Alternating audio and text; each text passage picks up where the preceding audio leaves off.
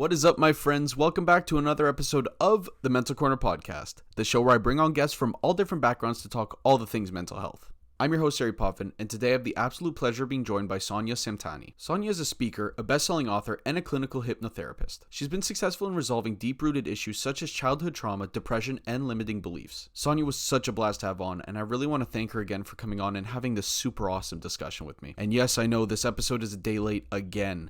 This week was my birthday week. The boys surprised me with a birthday weekend. We went out for dinner. We went out for dancing. My other buddy took me out to a concert. If you guys know the Arkells, one of the best concerts I've ever been to. So it's been a busy week. I won't lie. I'm on the come down right now. I feel very tired. I feel very drained, but also incredibly grateful just for everyone in my life, for all the support that you guys give me, all the love that I'm feeling. It's been great. So yes, it's a day late. I apologize. We're back on track now. Now, before we get into the episode today, guys, you know the drill. If you're listening, please like, comment, share, subscribe, give 5 stars if you're on that podcast platform. Share with someone who might want to hear this episode. It's a really great one, and I can't wait for you to listen. I'll talk to you all very soon. Have a great rest of your day. Peace.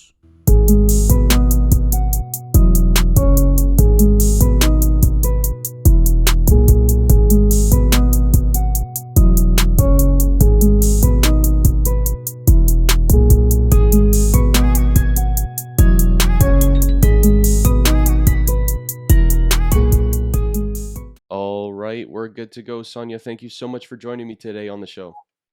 It's a pleasure, Harry. So happy to be here. So my first question for you, what got you started in the mental health field of work? Like, what inspired you to get there?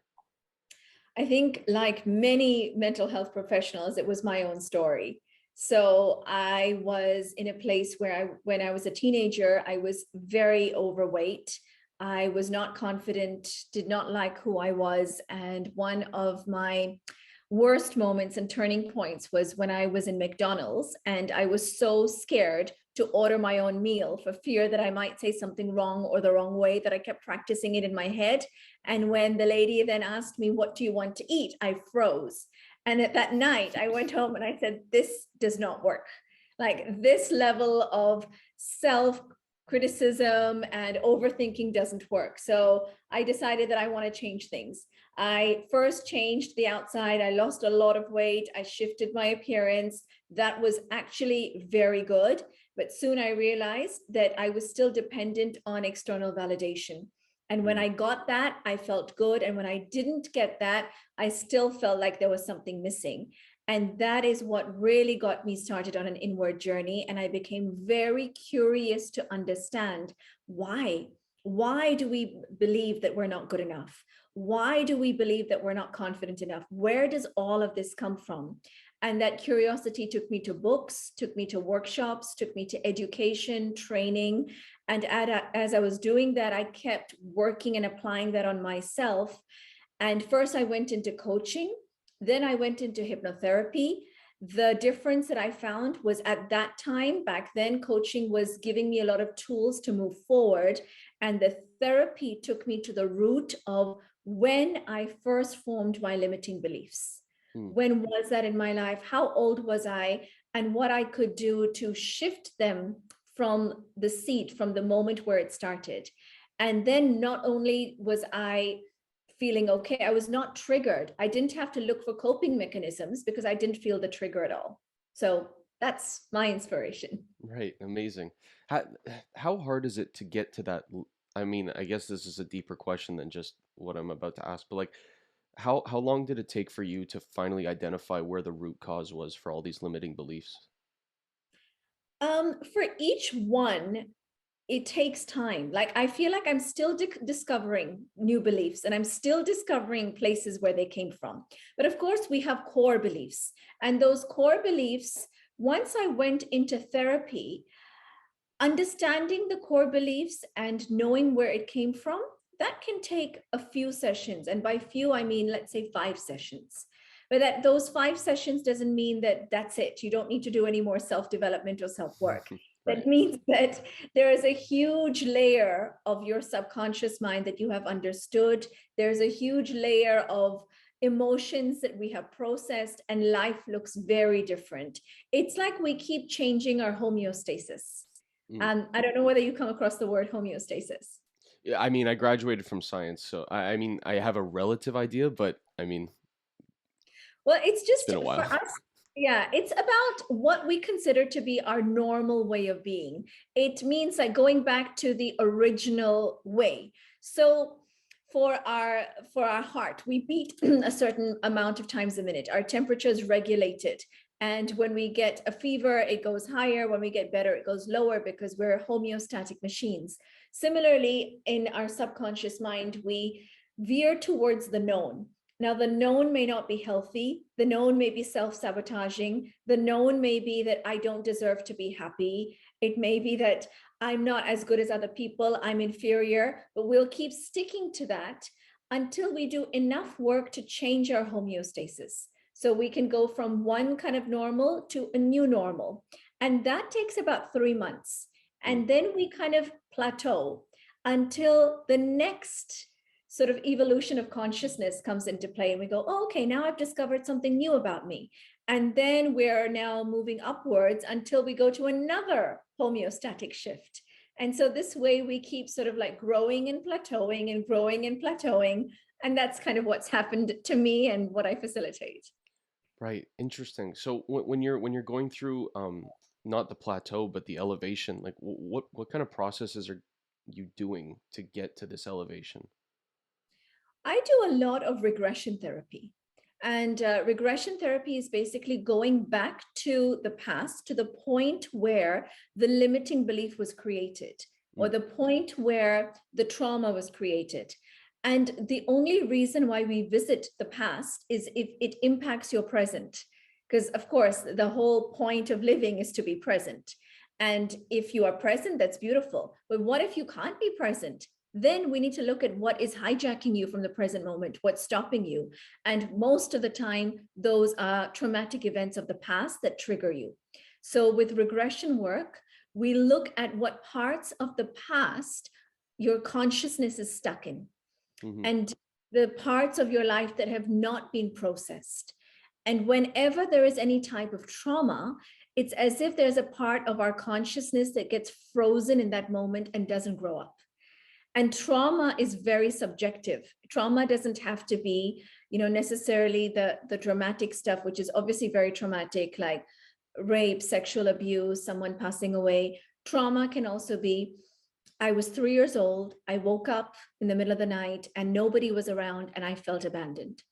Okay, and the truth is 2 hours later parents came back from the neighbor's house, but for that 3-year-old, that's trauma. Right. So anything like that can produce emotions, thoughts, conclusions. And when we don't process it, there's a part of our consciousness that can get stuck in the past. And when we do regression therapy, we go back in time to retrieve these parts of us, to unfreeze them so that we can process what hasn't been done before. Right. It's so interesting how quickly trauma can be produced. Like the example you just made, the 3-year-old kid who was abandoned for like 2 minutes, and yet that's still developed a part of their conscious that's frozen. It's so fascinating to me how trauma can come in so many different levels and can be so sudden. Yes, that is so true. And the impact of that is something that can affect us our entire lives, Mm. way into our 60s, 70s, unless we do something about it. And it produces cellular memories. Right.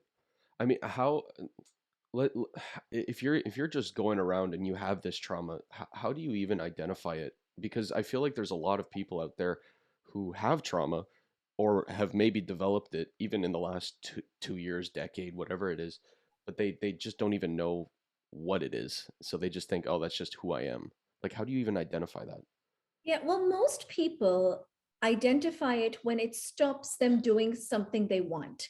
Like people identify the behavior that they're displaying is not what they want. For example, they don't want to have a panic attack, yet their body is behaving in a certain way. They don't want to be scared of public speaking, yet they can't move forward, they freeze.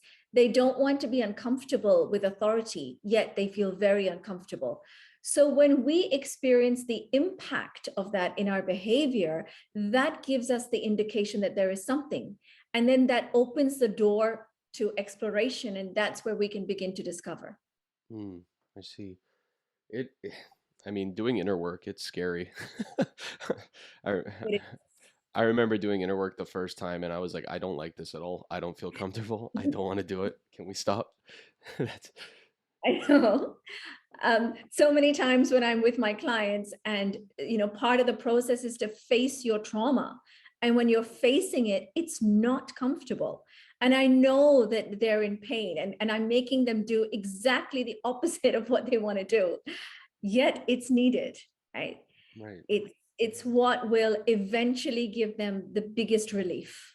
Hmm. I get it. It's not comfortable and it takes something. When you were going through your own personal healing, when did you start realizing that change was happening?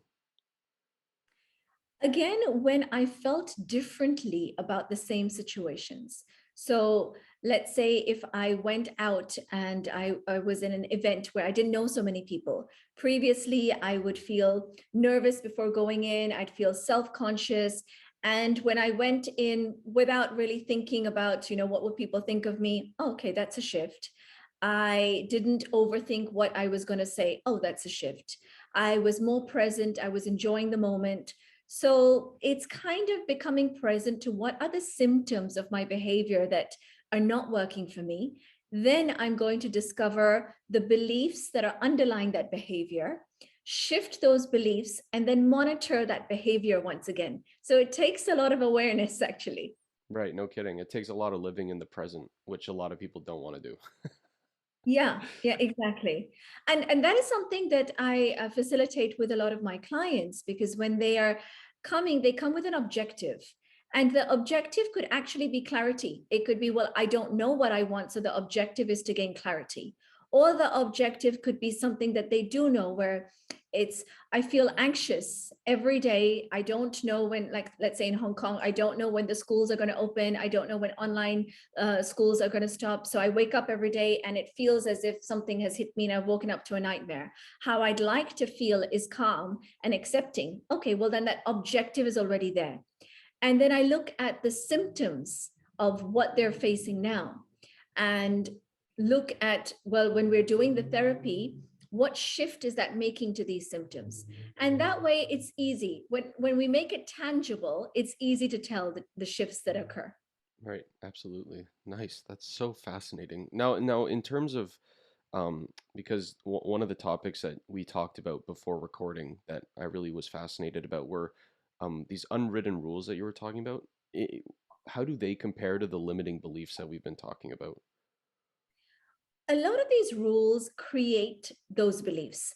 So let's first define these unwritten rules. So rules are kind of conditions that we get from society, from our culture growing up, about the way we are supposed to be.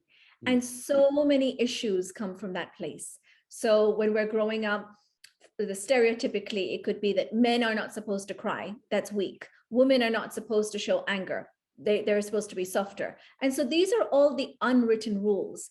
And when we are angry as women, oh no, I'm not supposed to show that. Okay. And if I do show anger, that means I'm a bad person. So why am I believing that I'm a bad person? Because I went against the rule. Hmm. And so the rules influence the conclusions that we make, and the conclusions that we make then create our belief systems. Right. And so a lot of issues that we are, facing in our lives do come from these rules, because we are subjected to rules all around and all the time. I find it very fascinating that if you look at the National Geographic and if you look at animals in the wild, those animals don't really get disease. The Hmm. animals that get disease are the ones that are exposed to humans, and the ones that are exposed to rules. Like, this is the confinement of where you can go. Here is where you need to urinate and defecate. Don't bark here. Good boy if you don't bark. So all of these rules that we expose the animals to has them behave like us. So now if I really want to do something, there's a rule against it. I don't do it. And so what happens to that energy is it stays inside the body. We curb it. And over time, it becomes disease. And this is how disease is formed. Hmm. Like disease of the mind, you mean?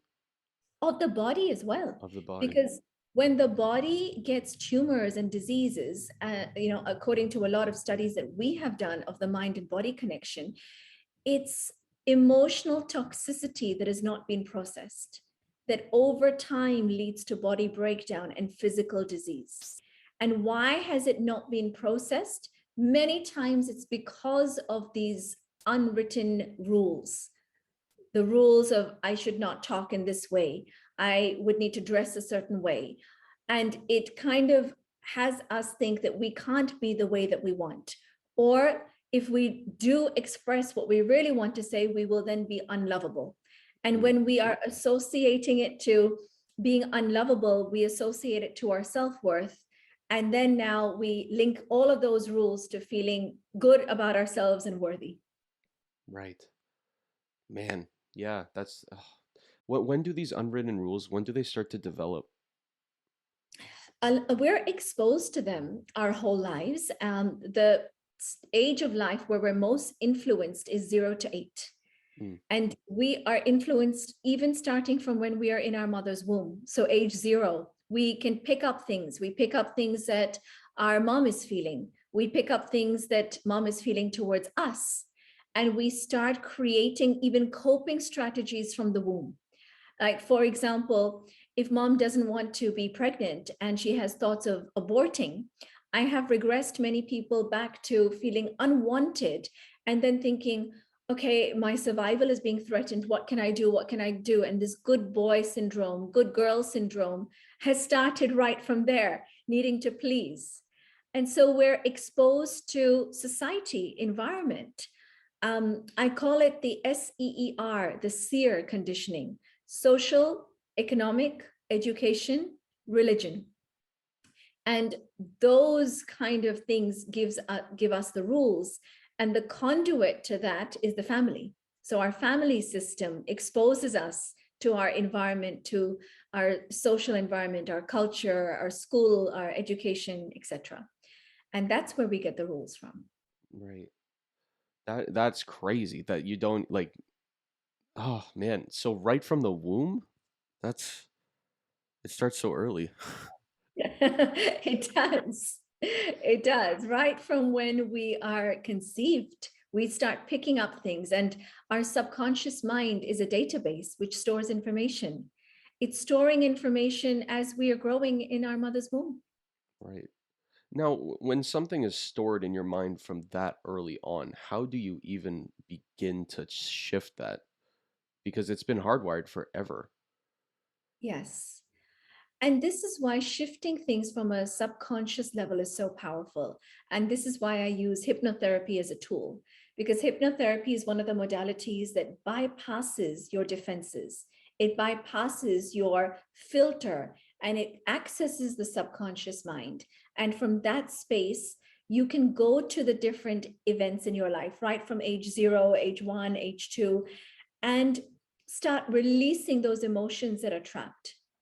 And then we can start giving new suggestions with positive affirmations that you are safe, you are loved, you are wanted, there is a place for you, and begin to build self-esteem from that place. So it is possible to change your past by changing your perception of the past, because everything is subjective anyway.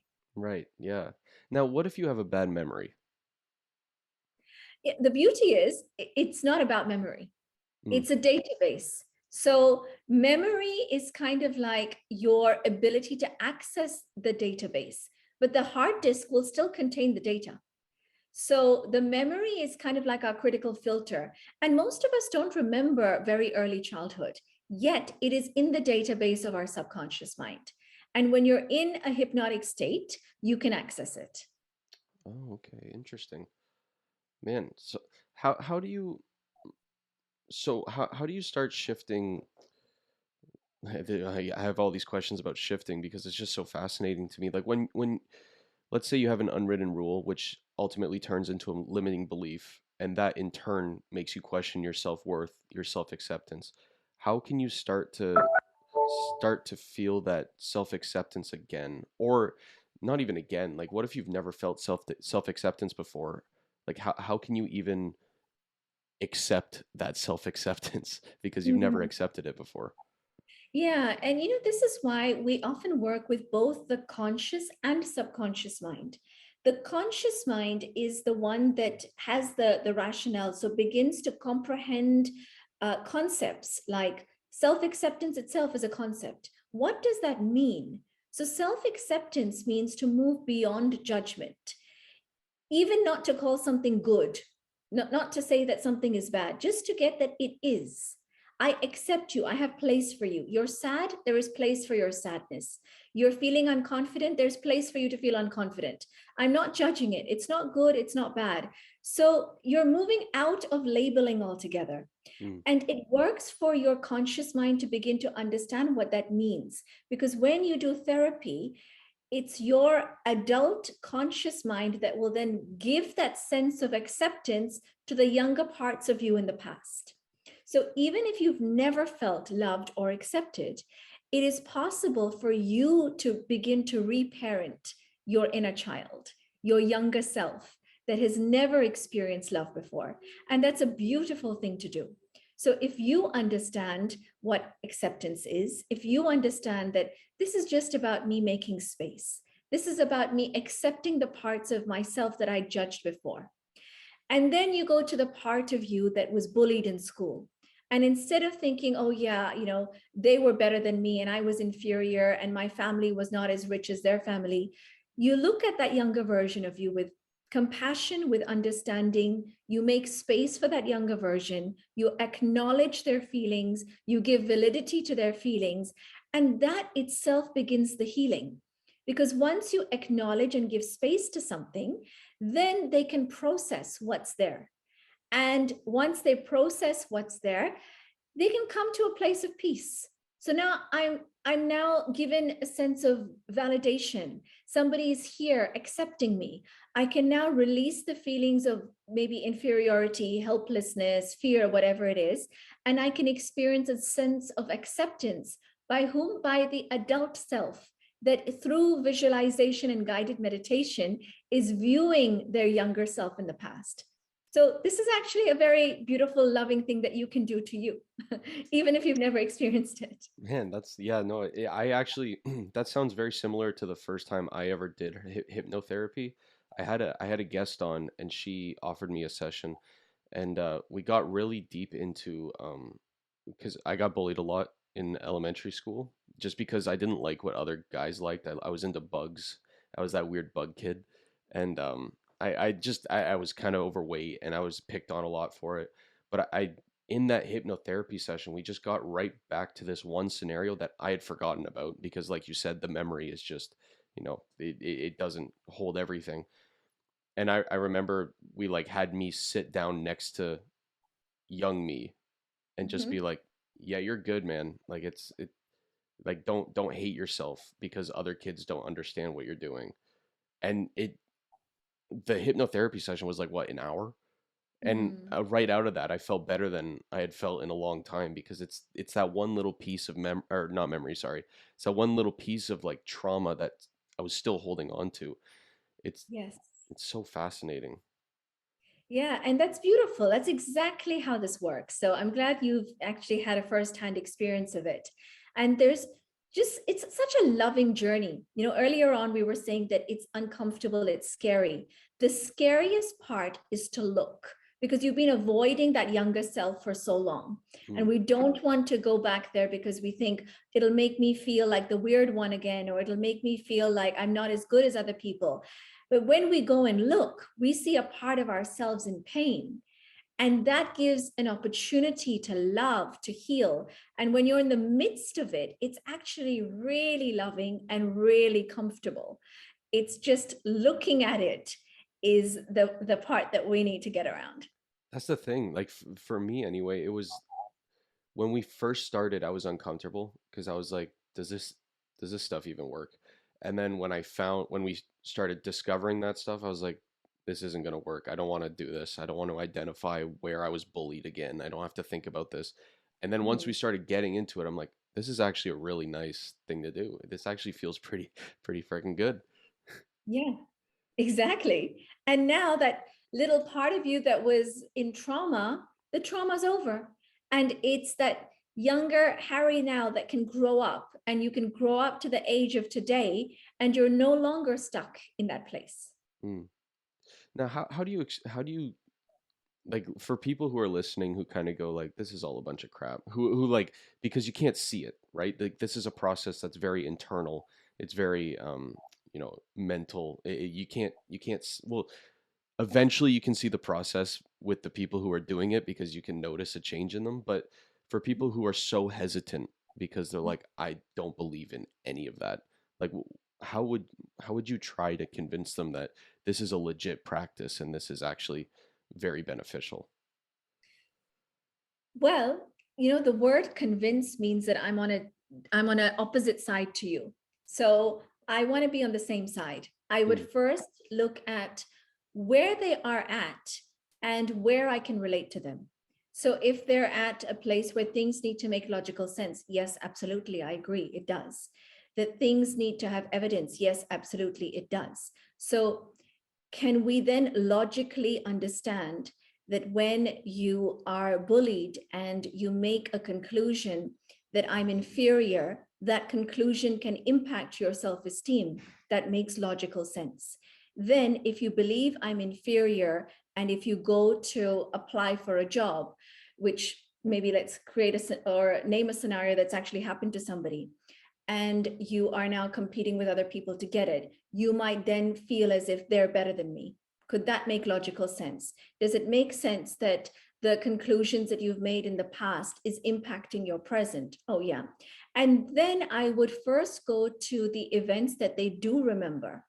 Because if the defenses are high, then we're possibly not going to be accessing the database yet, the deeper parts of it, but we can definitely go to parts that they do remember. And there's going to be a lot of trauma that people do remember too. The mm, first ones are the repressed ones. The earliest ones are the repressed ones. The recent ones, people do remember. And if you can think of an event that is recent and still feel upset in your body, then it makes logical sense that the upset is still alive.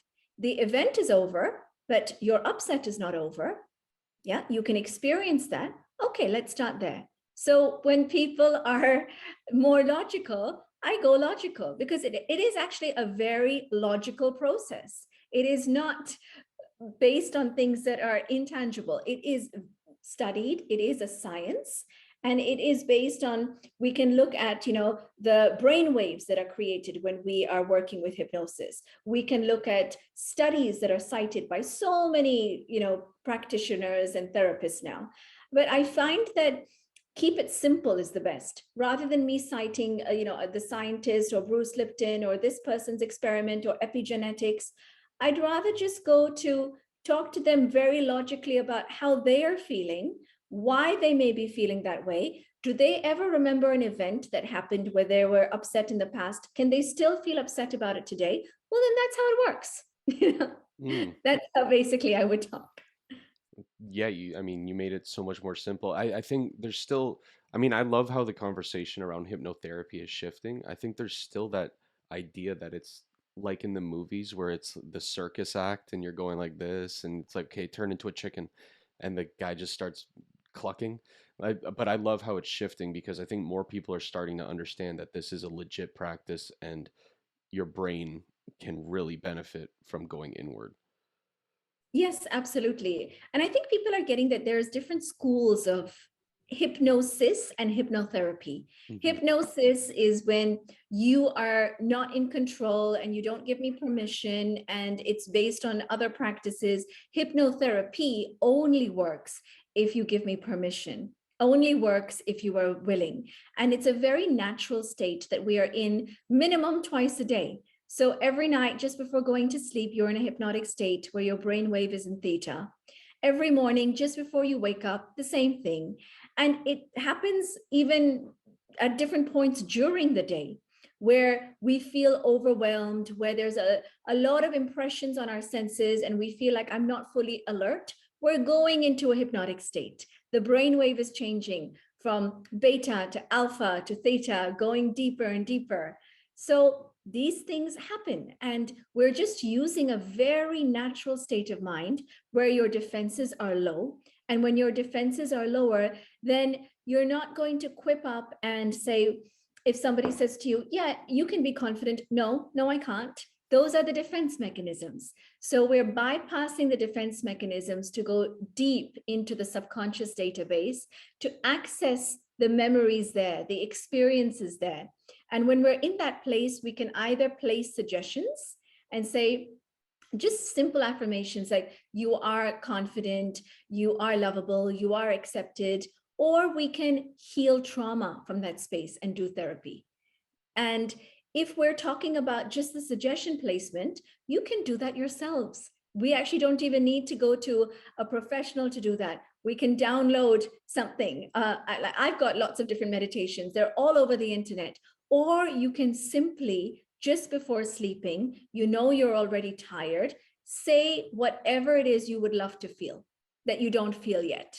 So I feel safe with authority. I feel confident to express my authentic truth. Every day and in every way, I feel more and more comfortable with who I am. Like anything that you would love to feel, keep saying that before going to bed. That's you placing a suggestion in your subconscious mind. Mm, so simple. Yeah, it can be, yes.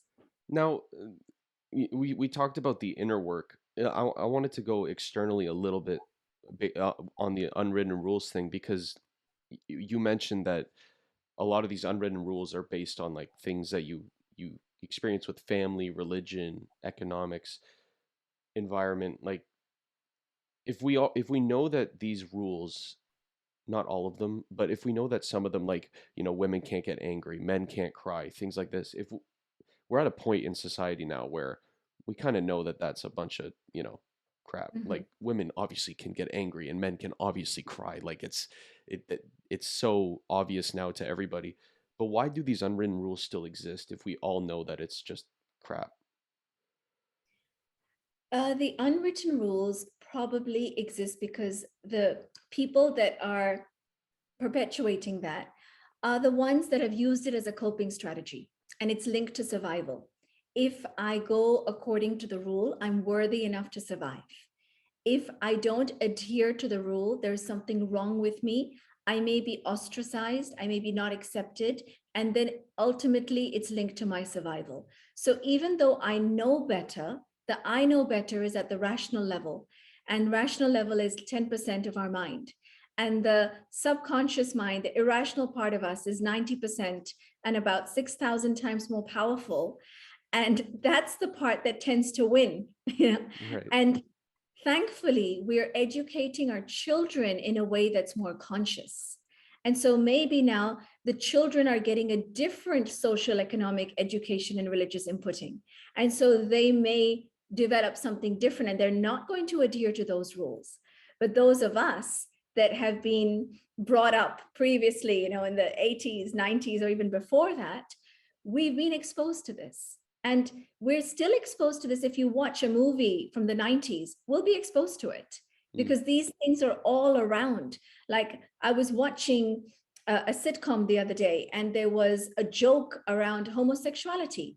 Today, there's no way there's going to be that joke because No. people are so accepting towards it. Back then, for men to even, elude that they might not be straight was something to make fun of. So we're exposed by all of these things. And then we link it to our survival. Like, if I'm that means there's something wrong with me. If there's something wrong with me, it means I'm not accepted. I'm not a part of them. That means that I may not survive. That's the reason why we find it so hard to get out of it. Right. Yeah, I mean, I've had that before where I'll watch an old movie because as a kid I was always picked on for, like I mentioned, liking bugs, or I liked Disney princesses. Like I liked some girly things as well, and I guess because they're not manly, everyone picked on me for it. But, looking back, you realize like why that belief is in you is because like you watch the movies, you watch the media, and you're like, "Oh, everything that's relatively quote unquote was considered feminine-ish. If it wasn't Mm. sports, if it wasn't cars, if it wasn't like the color blue, like all these ridiculous things, then you are, are immediately identified as weak or different, as opposed to like No, you're just you. And Yeah. it's so strange how you don't realize it at first, and you grow up and you're like, why do I not accept myself fully? Like, why do I still feel different? And then you go back and you watch everything that influenced you as a kid, and you're like, oh, like I love hip hop. Hip hop is my favorite genre of music. But if you go back to the 90s hip hop, which is great music, by the way, some of the lyrics, like, you wonder why we have like these unwritten rules about, let's say you are, homosexual. Like, some of the lyrics are very against that. And it just Yeah. makes sense that we have all these limiting beliefs and unwritten rules and everything. Yeah, absolutely. The exposure is everywhere. And, when you're talking about lyrics, it reminded me as well of, when I do relationship seminars, when we were growing up, we would listen to songs about you complete me and two become one and all of this stuff. And now we know, how can somebody else make you complete? Right. Like, it's not the same. And the only thing that will complete you is to integrate the parts of you that were frozen with your own inner children in the trauma of the past. That is why you are not complete, because there's parts of your consciousness that are stuck in the past. And now you are half of what you were. You are a slice of what you are.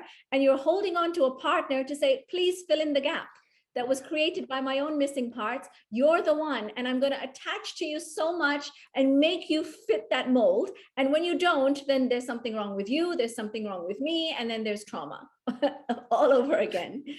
And we Right. do that with relationships. We even do that with objects, with work. It's like we attach to the identity that I am the VP of this company, or with my car, and my car is going to make me feel more complete. We do that with everything, like fill my void. Whereas the only thing, as we said, that will complete you is you.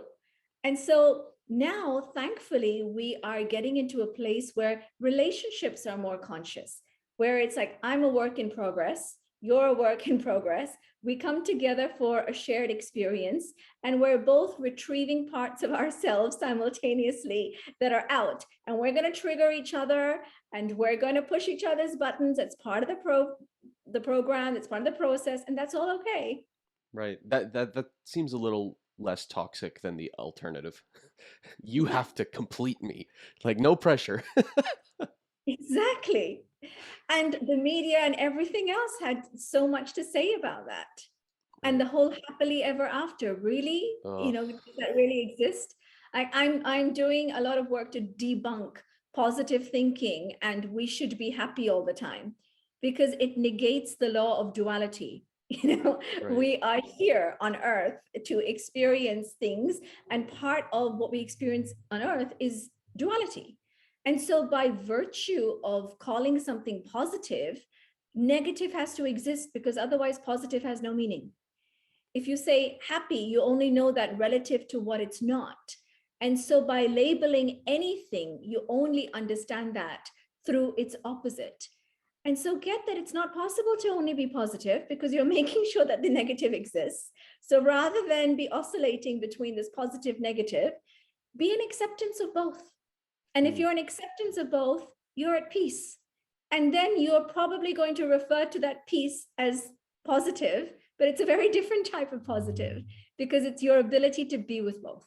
right. It's the real positive. It is. Man, yeah. Oh, yeah, it's so interesting. Now, I wanted to kind of go on, not the relationship side, but also kind of a relationship side, on the topic of, you know, everything, family systems. This is another topic that we mentioned off camera that I was really fascinated about, because I mean, everyone has some sort of family. I mean, whether it's a real, like, your biological family, adopted family, someone you just live with, everyone's got some sort of family system going on. Now, what defines a healthy family system? Like, based on your experience, like, yeah, what is a healthy family system? Yeah, a healthy family system is something that takes constant awareness and choosing day to day. We can't say, oh, I declare I'm a functional family now. It's not like, you switch a light on and it stays on. in every moment, we need to choose functionality and with awareness and understand what that means. And a few things that indicate that this is a functional, healthy family is when there is acceptance. And acceptance means that each person in the family is valued, valuable. It's not based on hierarchy. It's not based on age. The identity of each person is as worthy as the other. Feedback is given on behavior and not identity. So if something happens, it's not you're an idiot. It's there's a behavior where someone forgot to pay a bill. What happened? There was something that happened, either your state of mind, you were focusing on something else. So let's explore what happened then that led to that behavior. So we're looking at feedback on behavior. We have boundaries and flexibility. A lot of dysfunctional families either have no boundaries or too much boundaries, which leads to rigidity.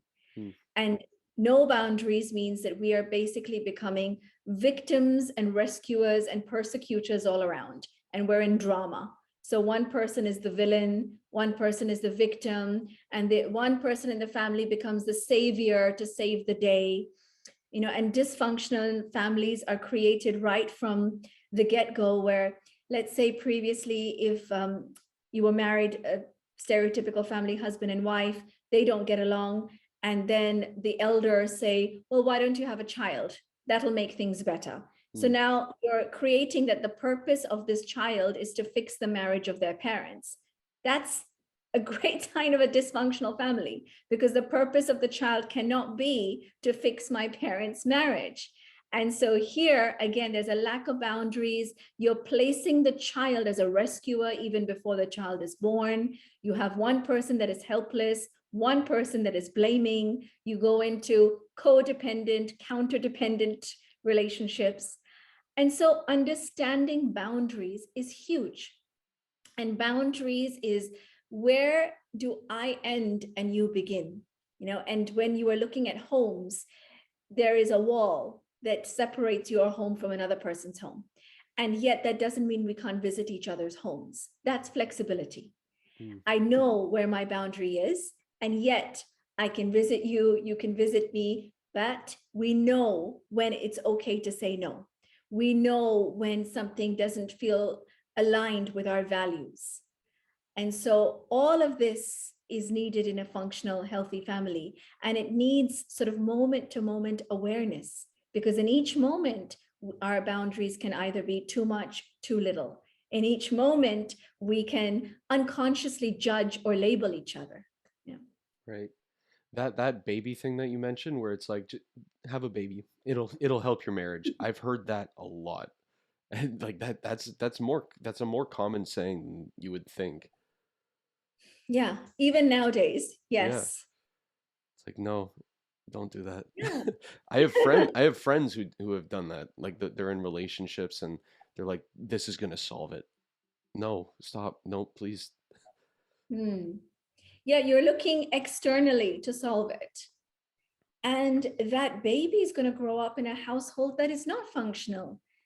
And over time, they're going to need to address their issues at some point, or they're going to run away into something else. And they can run away into substance abuse, into an affair, into baby number two, you know, and keep Right. running from it. Yeah. Now when you're in a family, sometimes you have, you know, kind of you're in when you're in the bubble of that family, you don't really notice if it's like a functional system or a dysfunctional one because you've grown up with it. So you're just like, that's just the way it is. And you know, you're in your own little world, so you just assume other families are like that too, and you don't really question things. So how can you start to kind of shift from that's just the way it is to, oh no, there's some work here that needs to be done? If you're aware enough to understand, what place are you saying that's just the way it is from? Are you saying it because you're defeated? Are you saying it because you're feeling helpless? You would love for it to change, but you know it won't. So that's just the way it is. Then, if you are aware enough, you will understand that this is not me being at peace. This is not me being okay. I'm not okay. And if I'm not okay, there is something here that's not working. So self-awareness is the way to discover that. And self-awareness is really checking in. Am I at peace, or am I resisting, deflecting, or running away from something? Right. Now, how do you get the old guys on board? The older parents and older family members who have never talked about this stuff. It's through them watching other people in their lives and seeing that it's worked for them. So, my work is about sharing more than convincing anyone. If the elders are in their coping mechanisms and they're comfortable, they're possibly going to stay there for a long time. Because the truth is, people only change when staying the same is too painful. Hmm. That's the way that we change through pain. And most people change through pain. Some people change or shift through inspiration. And if you're shifting through inspiration, then it's internal again. It's not someone else convincing you and said, you're not okay and you should be different. That, in fact, that's the most unconvincing thing you can do. When you're doing that, you're blaming them, you're judging them, and what they're going to do in response is probably make their stance even stronger. Because you've attacked them, they're going to be even stronger in the way they are. So I actually don't believe in doing that at all. It's either we wait and we lovingly watch, and something will happen where they will want to shift because being the same is too painful, or share authentically about you and what's working for you, and allow them to see the shifts in you. And when they see that, then they may naturally be inspired to ask questions. And when they ask the questions, that's when you know you have an opening. That's when we can talk. So that is how I would approach the elders. Ah, that's so smart. Yeah, no, that's awesome.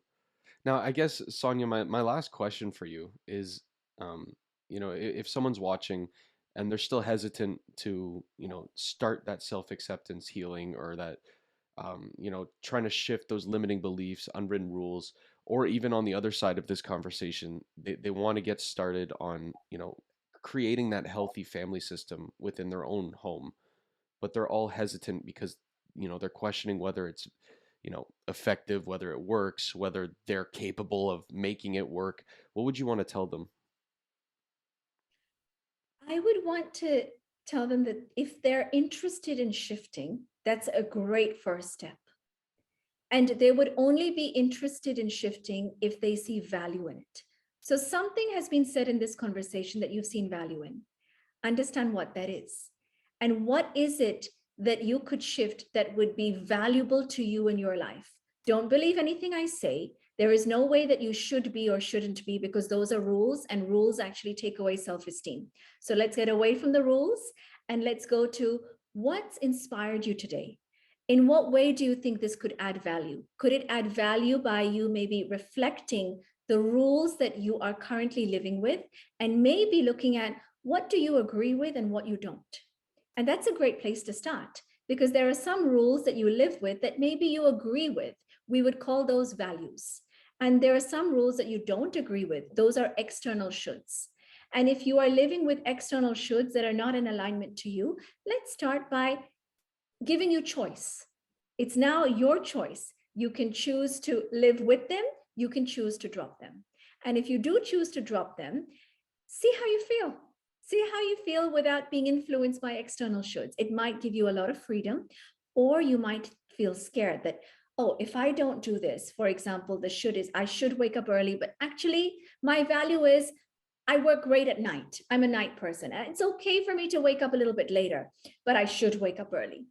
And if I'm saying drop that should, maybe you might be scared that I may not get external validation. I may not be accepted. Now look at that.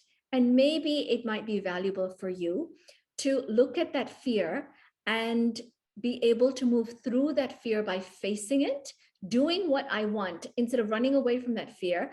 Face the fear and do it anyway, and then see how you feel. And you may be pleasantly surprised. Baby steps, one thing at a time, and do what inspires you first. I love that. Baby steps, baby. Woo. All right, Sonia, my listeners, where can they find you? Where can they find your work?